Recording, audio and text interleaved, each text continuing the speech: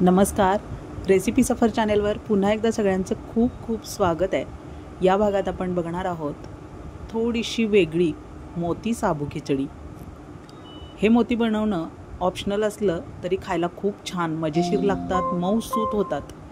तर बघूया वेगळ्या पद्धतीची मोती साबू खिचडी. शेंगदाणे असे मंद गॅसवर व्यवस्थित भाजून घ्यायचे. गॅस जर तुम्ही मोठा केला तर वरची सालं फक्त करपतात, भाजली जातात आणि आतून शेंगदाणे कच्चे राहतात.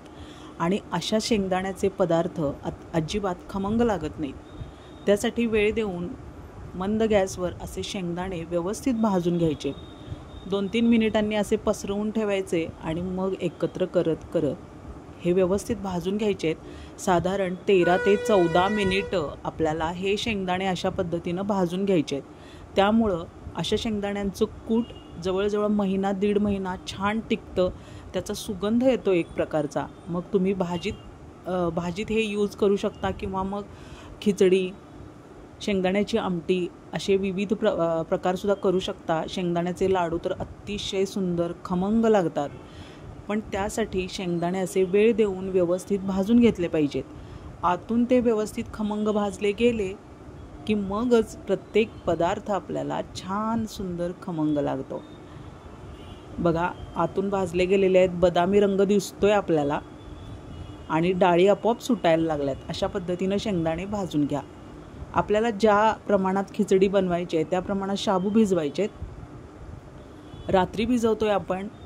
शाबूमध्ये पाणी घालून घ्यायचं आहे अंदाजे. आणि आता हे घातलेलं पाणी आपल्याला शाबू धुवून चोळून काढून टाकायचं आहे आणि दुसरं पाणी यामध्ये मिक्स करायचं आहे. त्यामुळं शाबू खिचडी मऊ आणि सुंदर मोकळी होते. पण आम्हाला थोडीशी मऊसर आणि लगदा खिचडी आवडते, त्याप्रमाणे मी पाणी थोडंसं जास्त यामध्ये ठेवणार आहे. पहिलं पाणी काढून टाकलं आहे, आता दुसरं पाणी टाकायचं आहे. शाबूच्या वर येईल अशा पद्धतीनं आपल्याला पाणी टाकायचं आहे. यापेक्षा कमी टाकलं तरी चालेल, म्हणजे खिचडी मऊ मोकळी होईल. मी थोडंसं जास्त घातलं आहे मुद्दामच. दुसऱ्या दिवशी बघतोय आपण पाणी शोषून घेतलं आहे साबूनी. बघा, अगदी छान फुलून फुगून वर आलेले आहेत.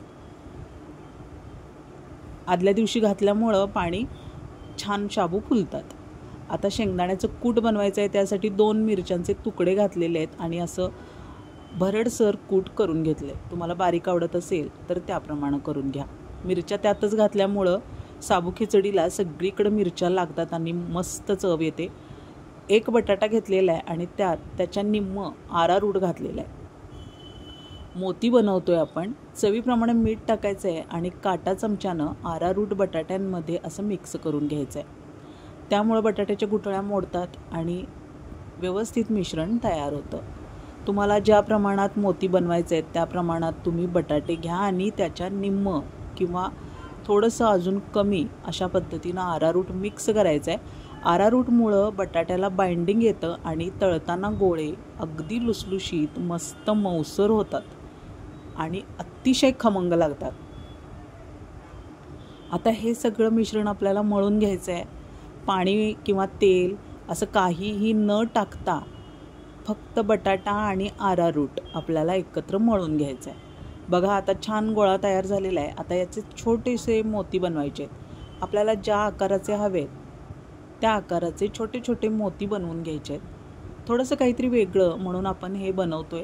अर्थात हे ऑप्शनल आहे, पण ज्यांना उपवासाच्या पदार्थांचे स्नॅक्स सेंटर वगैरे सुरू करायचं असतं त्यांच्यासाठी हे असे काहीतरी वेगळे पदार्थ ठेवणं गरजेचं असतं की ज्यामुळं गर्दीचा केंद्रबिंदू बनेल. त्यासाठी आपण प्रयत्नपूर्वक ही मोती खिचडी इनोव्हेट केलेली आहे. तुम्हाला फक्त ही आमच्याच चॅनेलवर बघायला मिळेल. तर बघू शकताय तुम्ही. आता मोती आपले तयार आहेत. अशा पद्धतीनं मोती बनवा.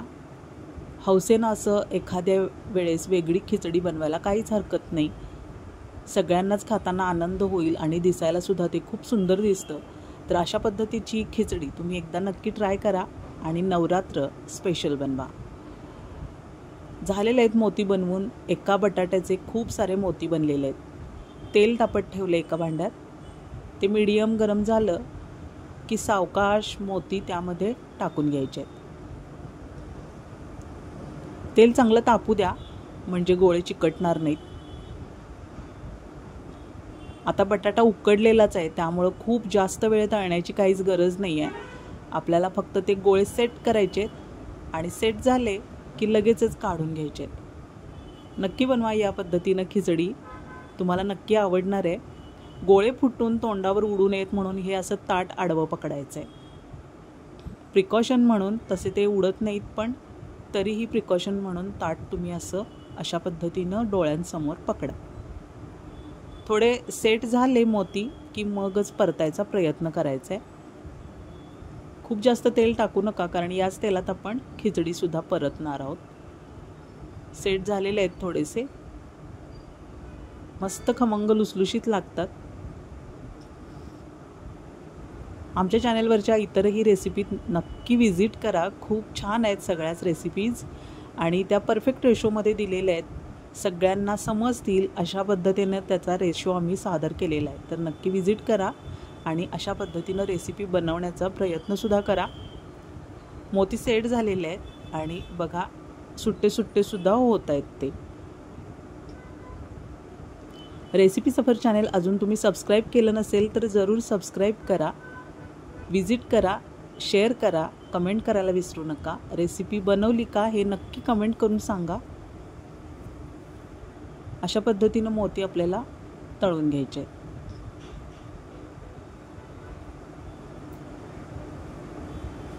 टिश्यू पेपरवर मोती सगळे मी काढून घेतलेले आहेत. आता आपण चांदीचा वर्ख घेतला आहे, ऑप्शनल आहे पण थोडंसं काहीतरी वेगळं म्हणून आपण बनवतोय. हे चांदीचा वर्ख खूप जपून हाताळावा लागतो, तो एकत्र होत राहतो. जपून हे सगळे मोती आपल्याला लपेटून घ्यायचे चांदीच्या वर्खामध्ये. एक एक करून घालायचं आहे. पण बघा थोडासा बोटांचा स्पर्श झाल्याबरोबर वर्ख एकत्र होतोय आपला. तर जपून करा हे काम.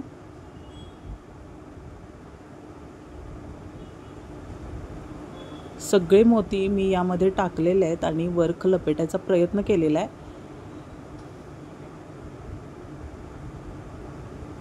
खूप स्किलफुली करावं लागतं हे. दुसरा सुद्धा वर्क तुम्ही मदतीला घेऊ शकता. अशा पद्धतीनं हे लपेटून घेतलेले आहेत मी वर्कमध्ये.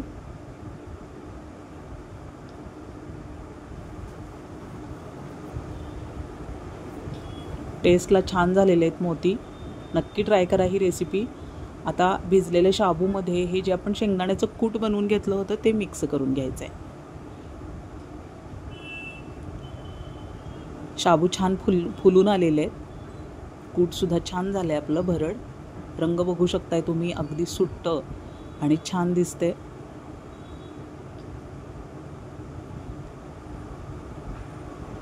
आता हे मिश्रण आपल्याला परतून घ्यायचं आहे. चवीप्रमाणे मीठ टाकूया.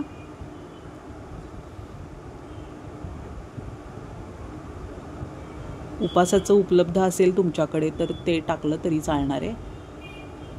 हे सगळं सारखं करून घ्यायचं म्हणजे आपल्याला परतणं सोपं जातं.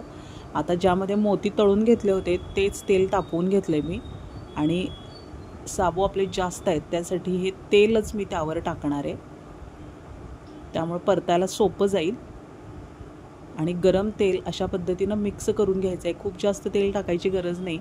खूप जास्त प्रमाणात जर तेल झालं तर खिचडी अगदी खावत नाही. त्यामुळं कमी प्रमाणात तेल टाका आणि 2-2 मिनिटांनी हे अशा पद्धतीनं खिचडी परतत राहायचं आहे. त्यामुळं साबू फुलून येतात आणि खिचडी छान मऊसर लुसलुशीत बनते.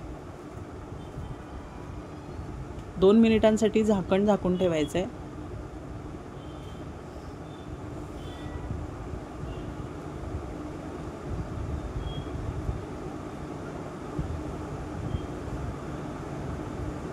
फक्त 3 ते 4 मिनिटात खिचडी तयार होते. तयार आहे. आता सर्व करूया. त्यावर मोती पेरून सर्व करायचे. पुन्हा भेटूया पुढच्या भागात नवीन रेसिपीसह. धन्यवाद.